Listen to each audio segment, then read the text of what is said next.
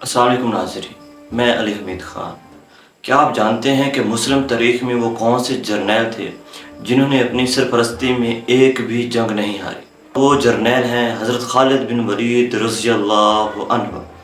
आज हम एक सीरीज़ स्टार्ट करने जा रहे हैं जिसमें हम हज़रत खालिद बिन वलीद की ज़िंदगी के मुख्तलिफ़ पहलुओं पर एक जामे तौर पर रोशनी डालेंगे। तो आइए उस सीरीज़ की पहली एपिसोड मुलाहिज़ा कीजिए। मुसाफिर अरब के सहरा में अकेला चला जा रहा था। 8 हिजरी के ज़माने में अरब का वो इलाका जहाँ मक्का और मदीना वाक़ई है, बड़ा ही खौफनाक सहरा हुआ करता था। जलता और इंसानों को झुलसाता हुआ रेगज़ार, एक तो सहरा की अपनी सोबतें थीं, दूसरा ख़तरा राहज़नों का था। मुसाफिर काफ़िलों की सूरत सफ़र क्या करते थे, लेकिन ये मुसाफिर अकेला चला जा रहा था।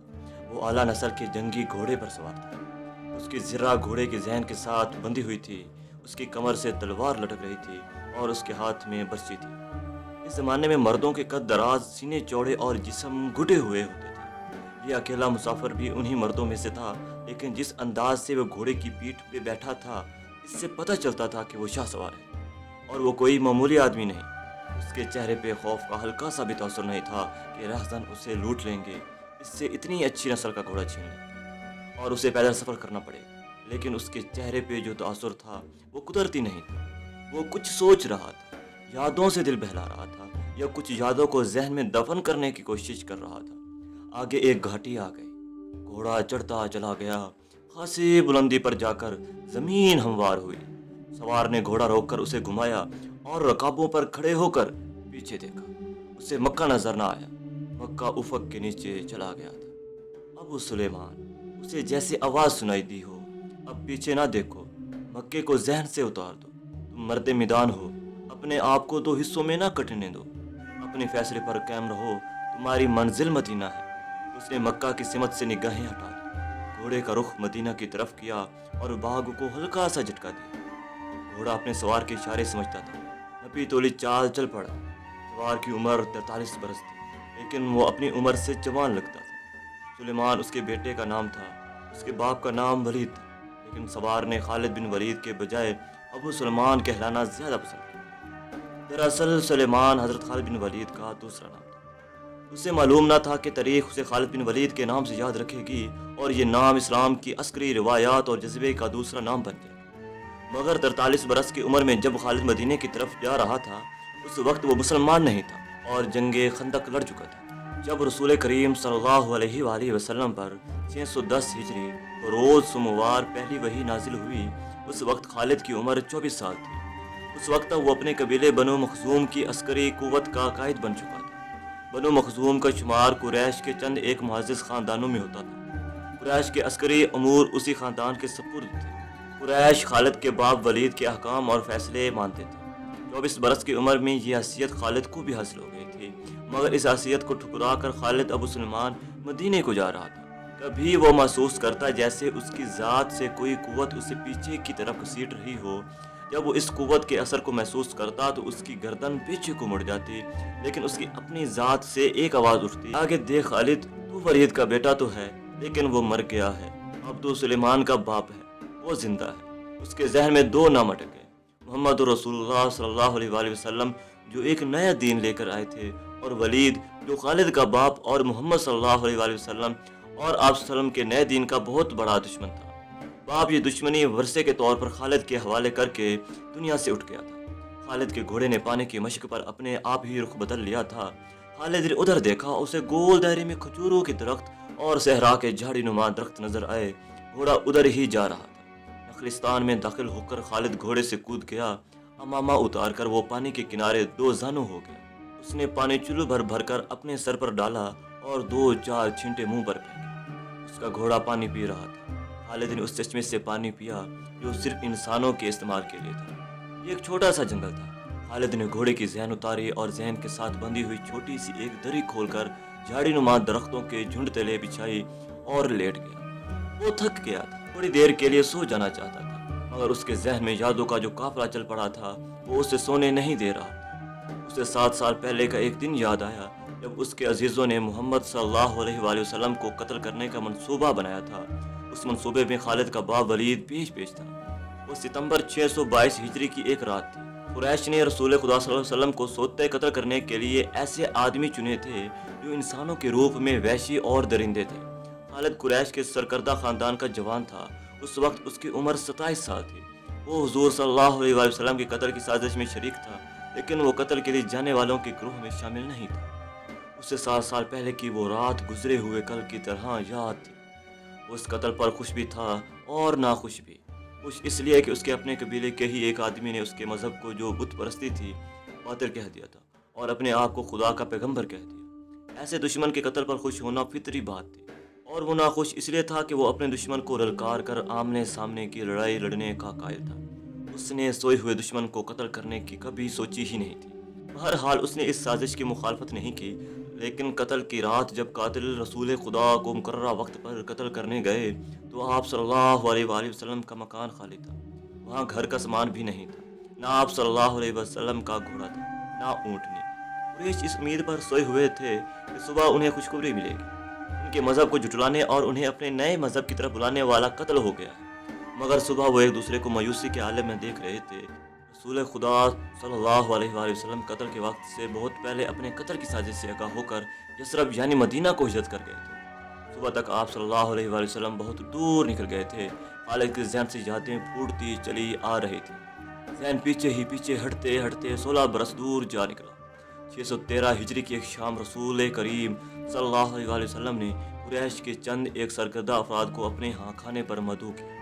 کھانے کے بعد رسول کریم صلی اللہ علیہ وآلہ وسلم نے اپنے مہمانوں سے کہا، اے بنی عبد المطلب، میں تمہارے سامنے جو تحفہ پیش کرنے لگا ہوں وہ عرب کا کوئی اور شخص پیش نہیں کر سکتا، اس لیے کہ اللہ نے مجھے منتخب کیا ہے۔ مجھے اللہ نے حکم دیا ہے کہ تمہیں ایک ایسے مذہب کی طرف بلاؤں جو تمہاری دنیا کے ساتھ تمہاری عاقبت بھی آسودہ اور مسرور کر دے گا۔ اس طرح رسول اللہ صلی اللہ علیہ وآلہ وسلم نے پہلی وحی کے نزول کے 3 سال بعد اپنے قریبی عزیزوں کو اسلام قبول کرنے کی دعوت دی۔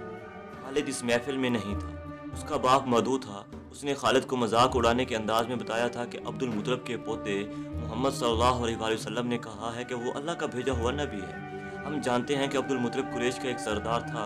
ولید نے اپنے بیٹے خالد سے کہا، بے شک محمد کا خاندان اعلیٰ حیثیت رکھتا ہے، لیکن نبوت کا دعویٰ اس خاندان کا کوئی فرد کیوں کرے؟ اللہ کی قسم اور ہبل اور عزا کی، میرے خاندان کا رتبہ کسی سے کم نہیں۔ کیا نبوت کا دعویٰ کر کے کوئی ہم سے اونچا ہو سکتا ہے؟ آپ نے اسے کیا کہا؟ خالد نے پوچھا۔ پہلے تو ہم چپ ہو گئے، پھر ہم سب ہنس پڑے۔ ولید نے کہا، لیکن محمد کے چچا زاد بھائی علی نے محمد کی نبوت کو قبول کر لیا۔ خالد اپنے باپ کی طنزیہ ہنسی کو بھولا نہیں تھا۔ خالد کو 629 ہجری کے ایک روز مکہ اور مدینے کے راستے میں ایک نخلستان میں لیٹے ہوئے وہ وقت یاد آ رہا تھا۔ رسول اللہ صلی اللہ علیہ وآلہ وسلم کی جن کی نبوت کو قریش کے سردار قبول نہیں کر رہے تھے، اس نبوت کو لوگ قبول کرتے چلے جا رہے تھے۔ ان میں اکثریت نوجوانوں کی تھی۔ بعض مفلس لوگوں نے بھی اسلام قبول کر لیا۔ اس سے نبی کریم صلی اللہ علیہ وآلہ وسلم کے حوصلے میں جان آ گئی اور آپ صلی اللہ علیہ وآلہ وسلم نے اسلام کی تبلیغ تیز کر دی۔ آپ صلی اللہ علیہ وآلہ وسلم بت پرستی کے خلاف تھے۔ مسلمان ان 360 بتوں کا مذاق اڑاتے تھے جو کعبہ کے اندر اور باہر رکھے ہوئے تھے۔ طلوع اسلام سے پہلے عرب ایک خدا کو مانتے تھے اور پوجتے ان بتوں کو تھے، انہیں وہ دیویاں اور دیوتا کہتے اور انہیں اللہ کے بیٹے اور بیٹیاں مانتے تھے۔ وہ ہر بات میں اللہ کی قسم کھاتے۔ قریش نے دیکھا کہ محمد رسول اللہ صلی اللہ علیہ وآلہ وسلم جس دین کا انہوں نے مذاق اڑایا تھا وہ مقبول ہوتا جا رہا ہے، تو انہوں نے آپ صلی اللہ علیہ وسلم کی تبلیغی سرگرمیوں کے خلاف محاذ بنا لیا اور مسلمانوں کا جینا حرام کر دیا۔ خالد کو یاد آ رہا تھا کہ اس نے اللہ کے رسول صلی اللہ علیہ وسلم کو گلیوں اور بازاروں میں لوگوں کو اکٹھا کر کے انہیں اسلام قبول کرنے کی دعوت دیتے اور بتاتے دیکھا تھا کہ بت انہیں نہ فائدہ دے سکتے ہیں اور نہ نقصان۔ عبادت کے لائق صرف اللہ ہے جو وحدہ لا شریک ہے۔ رسول خدا صلی اللہ علیہ وآلہ وسلم کی مخالفت کے قید قریش کے 4 سردار تھے۔ ایک تو خالد کا باپ ولید تھا، دوسرا نبی کریم صلی اللہ علیہ وآلہ وسلم کا اپنا چچا ابو لہب تھا، تیسرا ابو سفیان اور چوتھا ابو الحکم تھا جو خالد کا چچا زاد بھائی تھا۔ مسلمانوں پر سب سے زیادہ ظلم و تشدد اسی شخص نے کیا تھا۔ وہ جہالت کے حد تک کینہ پرور اور مسلم کش تھا، اس لیے مسلمان اسے ابو جہل کہنے لگے تھے۔ یہ نام اتنا عام ہوا کہ لوگ جیسے اس کا اصل نام بھول ہی گئے۔ تاریخ نے بھی اس پستہ قد، بھینگے اور لوہے کی طرح مضبوط آدمی کو ابو جہل کے نام سے ہی یاد رکھا۔ خالد کو یہ یادیں پریشان کرنے لگیں، شاید شرمسار بھی۔ قریش کے لوگوں نے رسول خدا صلی اللہ علیہ وآلہ وسلم کے گھر میں کئی بار غلاظت پھینکی تھی، جہاں کوئی مسلمان اسلام کی تبلیغ کر رہا ہوتا وہاں قریش کے آدمی جا پہنچتے اور ہلڑ مچاتے تھے۔ بد اخلاق اور دھتکارتے ہوئے آدمیوں کو رسول خدا صلی اللہ علیہ وسلم کو پریشان کرتے رہنے کے کام پر لگا دیا گیا تھا۔ خالد کو یہ اطمینان ضرور تھا کہ اس کے باپ نے محمد صلی اللہ علیہ وسلم کے خلاف ایسی کوئی گھٹیا حرکت نہیں کی تھی۔ وہ 2 مرتبہ قریش کے 3-4 سرداروں کو ساتھ لے کر رسول خدا صلی اللہ علیہ وسلم کے چچا ابو طالب کے پاس یہ کہنے گیا تھا کہ وہ اپنے بھتیجے رسول خدا صلی اللہ علیہ وسلم کو بتوں کی توہین اور نبوت کے دعوے سے روکے، ورنہ وہ کسی کے ہاتھوں قتل ہو جائے۔ ابو طالب نے ان لوگوں کو دونوں مرتبہ ٹال دیا تھا۔ خالد کو اپنے باپ کی بہت بڑی قربانی یاد آئی۔ ہمارا خالد کا بھائی تھا، وہ خاص طور پر خوبصورت نوجوان تھا، وہ ذہین تھا اور اس میں باغپن تھا۔ خالد کے باپ ولید نے اپنے اتنے خوبصورت بیٹے امارہ کو قریش کے 2 سرداروں کے حوالے کیا اور انہیں کہا کہ اسے محمد کے چچا ابو طالب کے پاس لے جاؤ اور اس سے کہو کہ میرا بیٹا رکھ لو اور اس کے بدلے محمد صلی اللہ علیہ وسلم ہمیں دے دو۔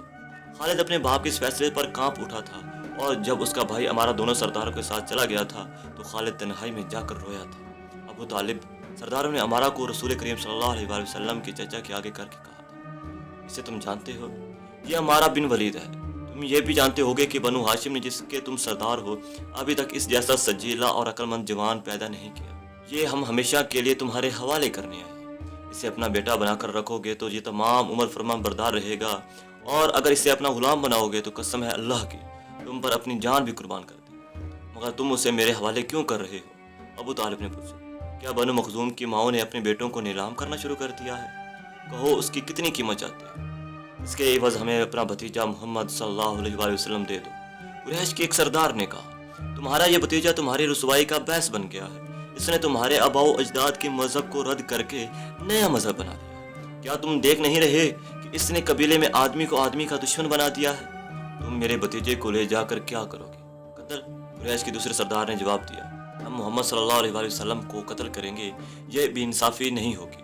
تم دیکھ رہے ہو کہ ہم تمہارے بھتیجے کے بدلے تمہیں اپنا بیٹا دے رہے ہیں۔ ابو طالب نے کہا، تم میرے بھتیجے کو قتل کرو گے اور میں تمہارے بیٹے کو پالوں گا اور اس پر خرچ کروں گا اور اسے بہت اچھی زندگی دوں گا۔ تم میرے پاس کیسے انصاف لے کر آئے؟ میں تمہیں عزت سے رخصت کرتا ہوں۔ خالد نے جب اپنے بھائی کو اپنے سرداروں کے ساتھ واپس آتے دیکھا اور سرداروں سے سنا کہ ابو طالب نے یہ سودا قبول نہیں کیا تو خالد کو دلی مسرت ہوئی تھی۔ محمد صلی اللہ علیہ وسلم کا تم نے کیا بگاڑ لیا تھا ابو سلیمان؟ خالد کی ذات سے ایک سوال اٹھا۔ اس نے خیالوں میں سر ہلایا اور دل میں کہا، کچھ نہیں۔ بے شک محمد صلی اللہ علیہ وسلم کا جسم طاقتور ہے، لیکن رکانہ بن عبد یزید جیسے پہلوان کو اٹھا کر پٹکنے کے لیے صرف جسمانی طاقت کافی نہیں۔ رکانہ بن عبد یزید رسول کریم صلی اللہ علیہ وسلم کا چچا تھا جس نے اسلام قبول نہیں کیا تھا۔ یہ عرب کا مانا ہوا پہلوان تھا۔ نامی گرامی پہلوان آئے جنہیں اس نے ہی دو میں پٹک کر اٹھنے کے قابل نہ چھوڑا۔ وہ وحشی انسان تھا، صرف لڑنا مارنا جانتا تھا۔ خالد کو وہ وقت یاد آنے لگا جب مسلمانوں کو دکھ کرنے والے 3-4 آدمیوں نے ایک دن رکانہ پہلوان کو خوب کھلایا پلایا اور اسے کہا تھا کہ تمہارا بھتیجا محمد صلی اللہ علیہ وسلم کسی کے ہاتھ نہیں آتا، نہ اپنی تبلیغ سے باز آتا ہے، نہ کسی سے ڈرتا ہے، اور لوگ اس کے باتوں کے جادو میں آتے چلے جا رہے ہیں۔ کیا تم اسے سیدھا نہیں کر سکتے؟ کیا تم میرے ہاتھوں اس کی ہڈیاں تلوانا چاہتے ہو؟ رکانہ نے اپنے چہرے پر مسرت کا تاثر پیدا کر کے تکبر کے لہجے میں کہا تھا، لاؤ اسے میرے مقابلے پہ، لیکن وہ میرا نام سن کر مکہ سے بھاگ جائے گا۔ نہیں، میں اس کے ساتھ لڑنا اپنی توہین سمجھتا ہوں۔ اس نے اکسانے والے آدمیوں کی بات نہ مانی۔ وہ کسی پہلوان کو اپنے برابر سمجھتا ہی نہیں تھا۔ مسلمانوں کے دشمن خاموش ہو گئے، لیکن سوچتے رہے کہ رسول خدا صلی اللہ علیہ وسلم کو رکانہ کے ہاتھوں گرا کر آپ صلی اللہ علیہ وسلم کا تماشا بنایا جائے۔ مکہ کے یہودی خاص طور پر رسول اکرم صلی اللہ علیہ وسلم کے دشمن تھے، لیکن وہ کھل کر میدان میں نہیں آتے تھے۔ وہ خوش تھے کہ اہل قریش آپس میں بٹ کر ایک دوسرے کے دشمن ہو گئے ہیں۔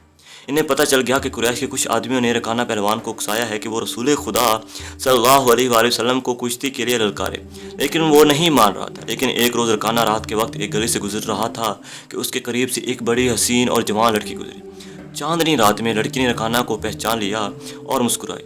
رکانہ وحشی تھا، وہ رک گیا اور لڑکی کا راستہ روک لیا۔ کیا تم جانتی ہو کہ عورت مرد کی طرف دیکھ کر مسکراتی ہے تو اس کا مطلب کیا ہوتا ہے؟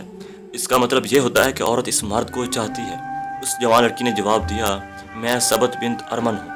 اوہ ارمن، یہودی کی بیٹی، رکانہ نے کہا، اور لڑکی کے کندھوں پر ہاتھ رکھ کر اسے اپنے قریب کر کے بولا، کیا میرا جسم تجھے اتنا اچھا لگتا ہے؟ اور کیا میری طاقت؟ تمہاری طاقت نے مجھے مایوس کر دیا ہے۔ سبت نے پیچھے ہٹتے ہوئے کہا، تم اپنے بھتیجے محمد سے ڈرتے ہو؟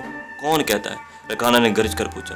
سب کہتے ہیں، ثبت نے کہا۔ پہلے محمد کو گراؤ، میں اپنا جسم تمہیں انعام میں دوں۔ اللہ کے بیٹوں اور بیٹیوں کی قسم، تیری بات پوری کر کے تیرے سامنے آؤں گا، رکانہ نے کہا۔ لیکن تو نے غلط سنا ہے کہ میں محمد سے ڈرتا ہوں۔ بات یہ ہے کہ میں اپنے سے کمزور کے ساتھ لڑنا اپنی توہین سمجھتا ہوں، لیکن تیری بات پوری کروں۔